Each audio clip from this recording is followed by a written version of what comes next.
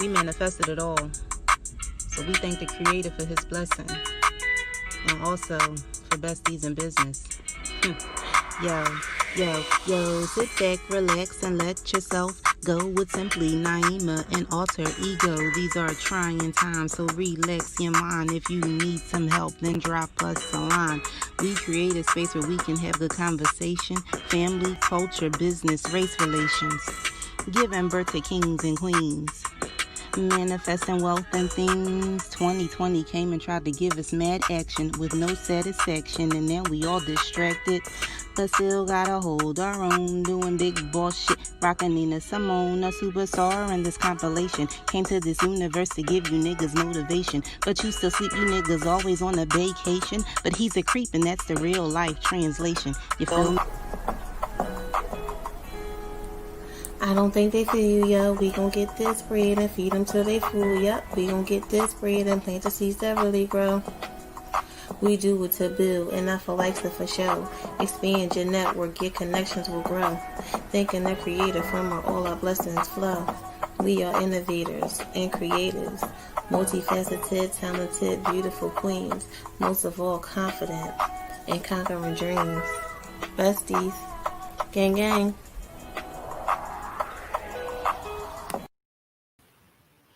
Hello, and welcome to another episode of the Besties Podcast.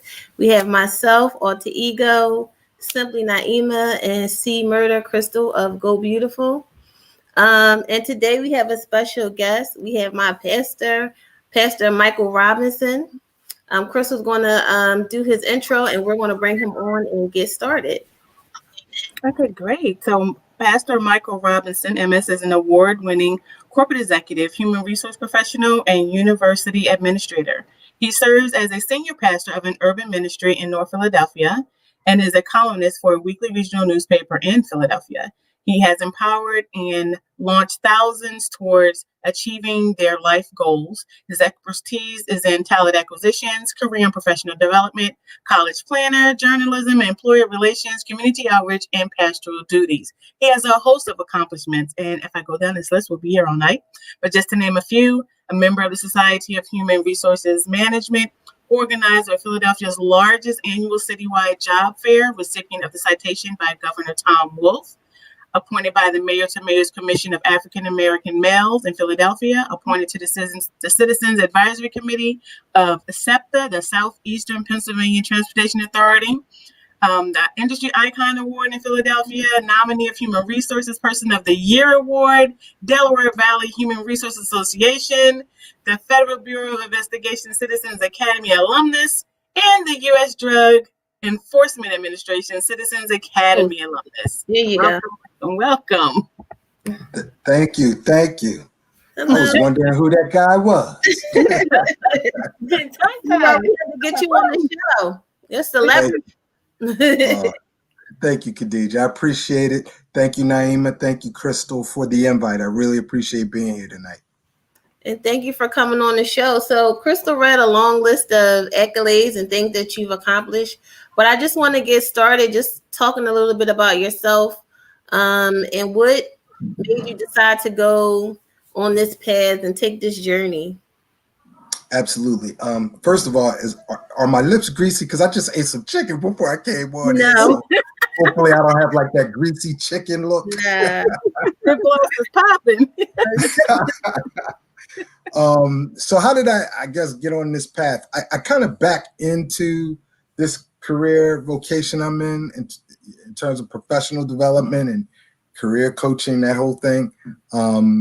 It kind of rooted itself in the beginnings of when I worked for this program called Upward Bound and this organization called Inroads. Upward Bound works with first generation high school students, grooming them for college. I grew up poor in Chester, Pennsylvania. I'm a project kid, grew up in one of the toughest projects in Chester, and always wanted better. And so, when I would, envy the kids that had the nice shoes, the nice sneakers, the brand name gear, I was like, one day I want that. and then as I was moving on in life, as I got mature, I started learning it's not so much material things, but it's the wisdom of the people that can get those material things. Mm-hmm. And so then I started shifting my emphasis on really developing content knowledge for myself. And when I worked for Inroads, which was at the time a 4-time consecutive winner of the LIFT Award, the highest award given by the U.S. Department of Labor for organizations that do career development, labor development, that kind of thing. It was with Inroads that I started developing emerging young leaders for leadership roles in corporate America. And so worked for Inroads for a while. And that's kind of how I got on this pathway of human resource, career development, job development, professional development, career coaching. Those two organizations really played a vital role in me coming, to fruition in this role that I'm in today. Okay, and so I asked you to be a guest on the show for a number of reasons. Well, first, because I just think like you're just dope all around. Can you tell my wife that? Can you tell my wife I'm dope? Please, and my kids, because they think I'm corny. The kids gonna think you corny regardless. I can't help you with that, but I could definitely. And then this is kind of like switching gears. We usually talk to entrepreneurs and people who are trying to, quit their job and work full time. But me and Naima were having a conversation the other day about how, you probably shouldn't quit your job right now. It'll probably be a lot more layoffs coming up. People are getting furloughed. So in addition to you trying to start your own business, you should probably try to maybe level up in your career if you can, to try to, be more of a value and more of an asset wherever you're working at right now. And I also saw somebody say online that if you are a horrible employee, then you will make a horrible entrepreneur. And then other people say, well, I was a horrible employee, so that's why I'm an awesome entrepreneur. So I just wanted to get your take on, in light of the climate of the world right now, around professional development, what can people do to make sure that they are an asset to their company? And then also about entrepreneurship, do you think that that's true? If you're a good employee, then you would do well running your own business? Well, let's talk about some of the variables that go into making an ideal employee. Whether you're an entrepreneur or whether you're working for someone, because if you're an entrepreneur, you're a business owner and you're kind of in a position where you're calling your own shots. Obviously, you have a little bit more autonomy as an entrepreneur than you would if you're working on the job. So let's take it from the standpoint of what goes into being a great employee, and then let's shift over to talking about the entrepreneur piece. In terms of an employee, employees want to do a couple of things, and I wrote some notes down for myself so I won't get off track. They want to practice as an employee and as an entrepreneur situational leadership. Situational leadership is where if you're an entrepreneur, you take each situation with your employees and govern them accordingly. In other words, you don't use the same management and leadership style for every single employee because every employee is different. So you have to look at, from an entrepreneurial perspective, governing and leading your organization from a situational leadership role. You also want to align the employees with company goals.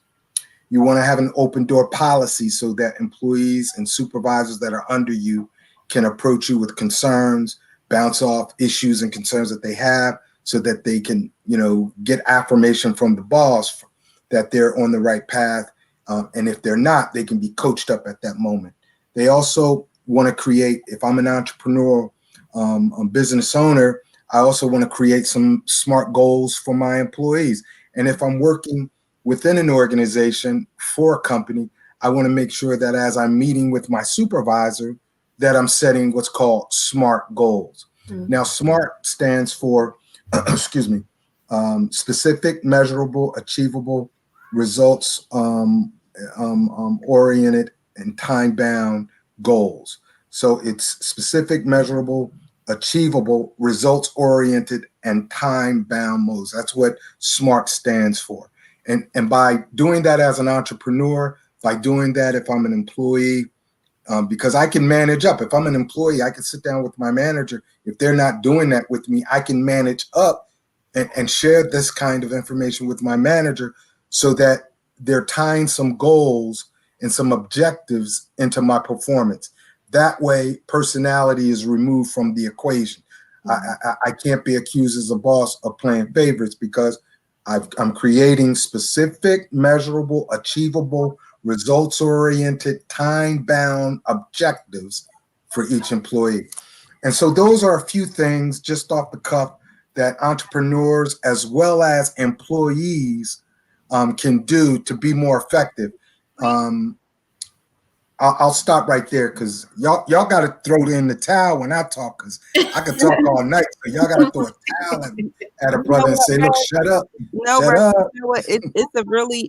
I appreciate the conversation because my daughter is in middle school at West Oak Lane Charter, and I just made a Facebook post the other day about a conversation that the teacher was having with the students about SMART goals and applying those goals to, their homework and, their positions in leadership or their jobs when they become adults. And I told my daughter, I said, Aya, you have to pay attention because you're often criticizing school for not teaching you about things that you're going to be able to apply to life.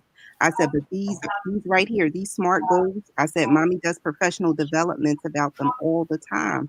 I said, these are things right now that you can apply to your learning. And it was such a great conversation to hear the young people at that level engaged in it. And I definitely think that that's where we have to start having these conversations at. So I appreciate you bringing it to the forefront, tonight. Absolutely. And so what's your take on about the entrepreneur and bad employee? Like, you hear people say it all the time. Oh, I was horrible at my job. I got fired from 5 jobs. I got kicked out of college. Now I'm making $1 gazillion because I'm an entrepreneur. Hey, follow me. And then some people say, well, listen, if you're an awesome employee, then you're going to be an awesome entrepreneur. What's your take on that? I think it's going to go by case basis in terms of the success of an entrepreneur, because you can be a great employee, but that doesn't necessarily mean you're going to translate over into a good entrepreneur, because some people think because they have a good idea that this would be a great business. It might be a good side hustle. It might be a good side money maker, but it might not be sustainable and scalable as a full-time business. So we got to distinguish between those kinds of things. And then because of some issues that may arise that were never dealt with as an employee, as an entrepreneur, if you don't deal with some of those professional development issues and baggage that you bring to the table, you might be a bad entrepreneur. Things like bad time management, bad money management, bad fiscal planning. If you can't do those things, watch this, as an employee, and now you're thinking about going into becoming an entrepreneur, and those are deficits that you never addressed, then you may not be the best entrepreneur because you haven't dealt with those major deficits that are really, important. Those are really important issues that you got to have down pat if you're going to be an entrepreneur. And so that would be my take. It's not going to be a cookie cutter approach. It's going to be a case by case basis. But if I were to say one thing that's common is that if you have some deficits, one thing across the board, work on the deficits so that you don't bring that in to your entrepreneur scheme. Miss Michelle says, she said, thank you for this important conversation. She appreciates that aspect of making goals for the organization, ministry, and making specific goals, objectives for individuals within the organization. She said that was very helpful. What's up, Reverend Horton? And so my question for you is, what are the best resources that have helped you in your career that you could share? Yeah, some of the best resources. Network. Did I say network? You want to make connections with people, because as you build connections, that helps build your social capital. it's always great to have a healthy level of social capital. The more you network with people that are wiser, that are more successful than you, they can teach you some things. You can learn some best practices from them. Yeah. So the best advice I can give to anybody, whether they want to start their own business as an entrepreneur or whether they want to go into an employer and work for a company, you want to make sure that you have some formal and informal mentors. Formal mentors are individuals that you have hands-on connections with, that you can connect with in person, over the phone, whether it be Zoom. Those are formal mentor relationships. Informal mentor relationships are where you're learning from people from afar. One of the people that I admire is P. Diddy, and I admire Jay-Z. Those are hip hop, guys that have really made a big splash as entrepreneurs. Diddy, most of his money is in a lot of his stuff that's non-music related. And so I learned from those kinds of entrepreneurs from afar, informal relationships, reading book. I just bought Obama's new book, to learn about, he wrote about his presidency. That John is about like that thick too. So I'm going to try to read that. I'm going to try to read that over the holiday. But I want to learn from folks like that, where I can glean from them from afar some, great leadership learning points. And then as you have those formal mentors that you can reach out and call and reach out and have Zoom meetings with, that kind of thing, their wisdom can always help you navigate to avoid pitfalls that you can't see, because you want to surround yourself with people that are brighter and smarter than you, so that they can impart wisdom that you may not have to build your social capital, your content knowledge, etc. So that would be my advice. It's so funny that you said that, right? Because we are a networking group. And Nice. that's what we are about. I'll let Naima talk about that because she does it so well. And yes, I'll put you on the spot now. And one of our questions was going to be, who do you look up to? Who inspires you? So I'm glad you brought that up too. Now, did you want to elaborate on why we have our networking group? And Mr. Joseph John, LOL. It's just funny because we always say, expand your network, sis. Like that's pretty much like our tag, and I feel like, just thinking in my own life, how networking and identifying a mentor has helped me significantly. I mean, personally, academically, professionally, I've had some amazing mentors, both male and female, give me some of the same wisdoms that you're giving me right now. And those are the same wisdoms that Khadija and I and Crystal, try to impart on the people that are, members of Besties and other up and coming entrepreneurs, or just even, our own children and our own legacy, because our grandparents were having these conversations, but maybe not so much in the way that we are. So, but they were having these conversations about being entrepreneurs. They were having these conversations about staying educated. They were having these conversations about connectivity. Community was big, right? That community, that network of community is what sustained us through recessions and depressions and tough times. Your network with your church family, your network at your job. So, we're just so appreciative. Again, just continue that conversation, for the masses, because you can't do anything without a network. You need those social connections to thrive. Right. And I love the fact that you guys have this kind of platform for women and guys to tap into, because oftentimes, especially as women, I'm especially proud to be, your guest, because as women, sometimes you as a woman may be marginalized, even though you got a great idea, even though you might have thriving businesses. We know from the research that typically when you compare women to their male counterpart, that women typically are paid less and sometimes not included in conversations because of the good old boy network. And that good old boy network just isn't restricted to white males. That good old boy network extends over to black males that will sometimes shut out, his Black female counterparts. So by networking and cross-pollinating in terms of women mixing with male entrepreneurs and male entrepreneurs mixing with female entrepreneurs, female professionals mixing with male professionals, and so on and so forth.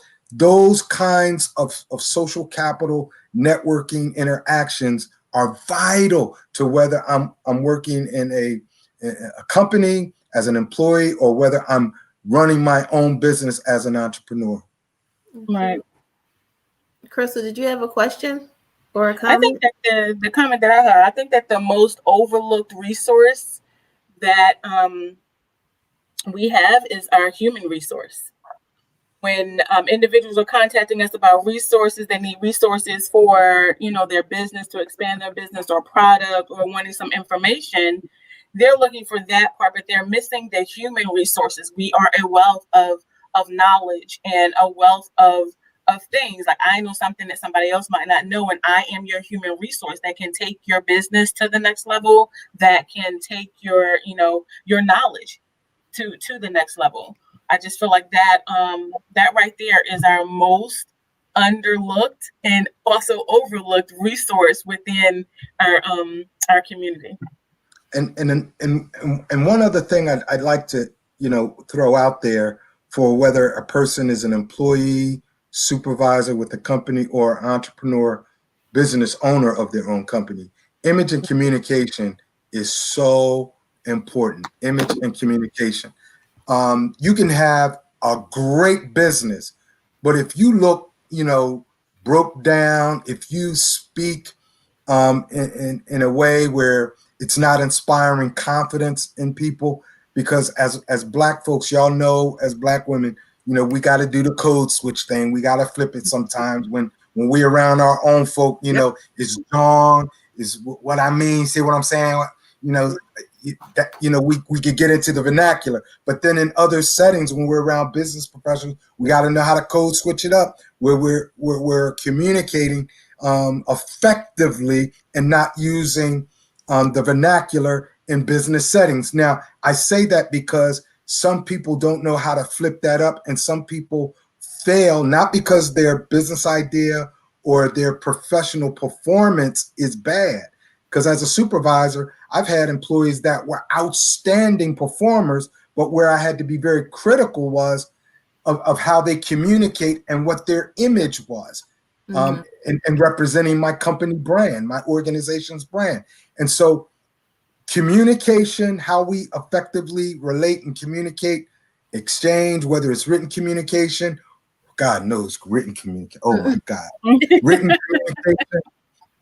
And verbal communication, but also image, how we, here it is, represent our brand. Do we look professional? Are we representing the brand that we have in a professional way?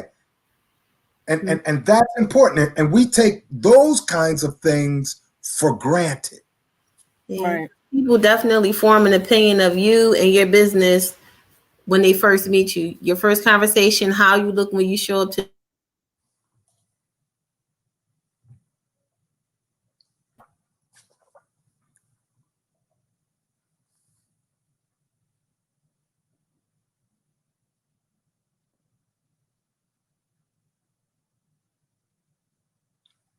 Hello? I think your screen froze. I think she froze a little bit. Is everybody still here? Yeah, Yes, we're still here. Okay, everybody's here. I'm like, oh no, everybody left. Naima, did you have a question, or Crystal, before I ask the next question? No? No. Mm-mm. Okay, Miss Michelle said, talk about that, sir. And she also said, yes, Crystal. So two more questions. If you had a book about your life, what would the title of the book be? That's a good question. I made it. I made it. I made it. I've had a lot of, up and down experiences in my life. Grew up in poverty, had some experiences growing up, witnessing domestic abuse in my family. Went through some, substance abuse periods in my life.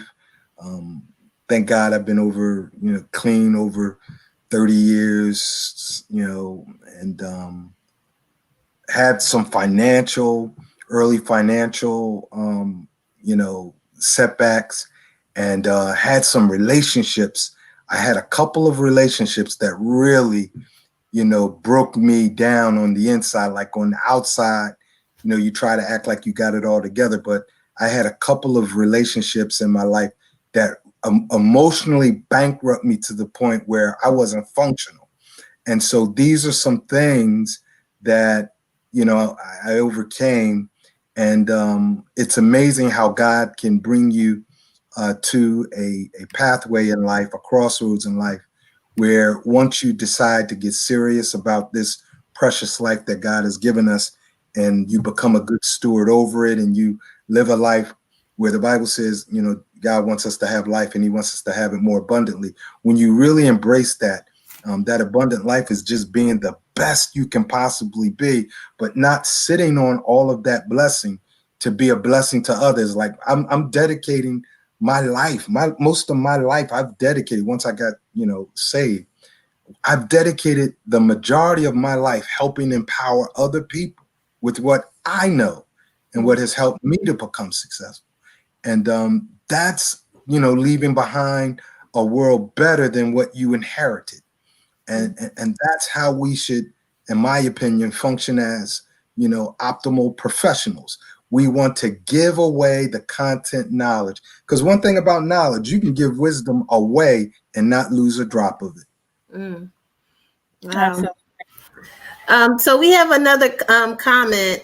I don't know who it is. They didn't authorize us to see their name, but it says, "Hey, Pastor, the brother who has his expertise in so many things relating to this city and statewide, an advocate for voting rights, fighting against racism, helping with job development, an advocate with the city against the fight against drugs, a movie critic, a dapper dresser, and last but definitely not least, saving souls." So I was going to ask you what was the best compliment you ever received, but I mean, that one right there. That's It's your mother. That's who it was. My mom. She never authorized me. That was my mother. Okay. Thank you, Sister Linda. Thank you for that. Amen. She's so sweet. I did a show a while ago with France Weitzman, and she asked the question about, because we've all, some of us have been through some trials and tribulations in our lives, and herself included. And she said she felt like God had bumped her on the course that she's on now.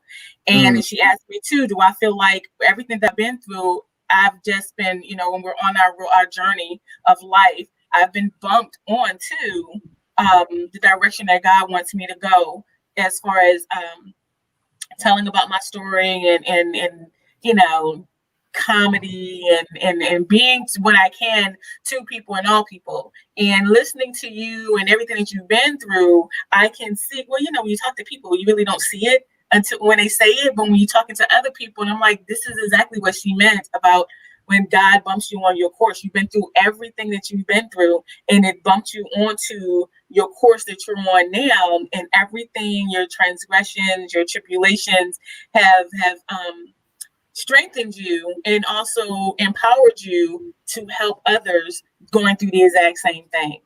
It's amazing. That's awesome. I'm gonna give you snaps. We got to interview Crystal so she can elaborate on her story, because she has an awesome testimony too that I'm sure can help other people. So we have another comment. Michelle Horton: "What I appreciate about Pastor is he networks and edifies, encourages, and supports people." I told you was a celebrity. That's why we had to get you on the show. Do you see P-Lynn? Oh, hey, P-Lynn. So we sometimes do this lightning round of questions. So we're going to do that real quick. Let me just take this off the screen. So I asked the question, and then all three of you guys just answer what your answer is. Okay. All right. Are you ready? I'm scared. I ain't steady. I ain't steady. Me too. No, we did this before. It's the same ones. All right, ready? Cat or dog? Dog. Morning Dog. or night? Morning. Kids, no kids. No Kids. kids. Martin or Fresh Prince? Fresh Prince. Martin. Different World or a Cosby Show? Cosby. Different world. World.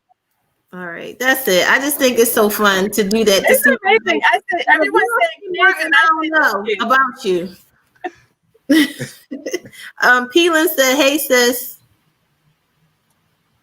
All right, so Naima's going to talk a little bit about our membership and how you can join. And then Pastor, just let everybody know how they can find you for our listeners who aren't able to watch the show. Sure. Thank you guys. All right, I'm sick, so I sound like a frog. Do I sound like a frog? Thank you guys for tuning in. Thank you guys for tuning in. So if you want to get more involved in what it is that we are doing, join Besties, our VIP membership. Join today at www.joinbesties.com, or you can contact us at www.bestiesbusiness.org. You can also follow us on social media, Instagram, Facebook, Twitter.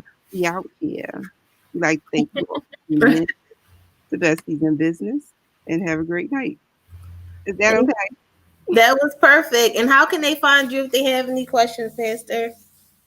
Yep. I put it in the chat, but my telephone number is 215-204-0677. That's my daytime office number. And if anybody wants to hit me up on email, they can write to me at Rev Mike Robinson, all one word, at gmail.com. Rev Mike Robinson at gmail.com. Thank you so much for being on the show. It was a pleasure to have you. We have to get you back on the show for some of our other topics. If nobody has any other questions, that's it. Thank you so much for listening. Thank you for watching. And have a good evening. Thank you, ladies. Thank you so much. Good evening, everybody. Good evening. Adios. Bye-bye.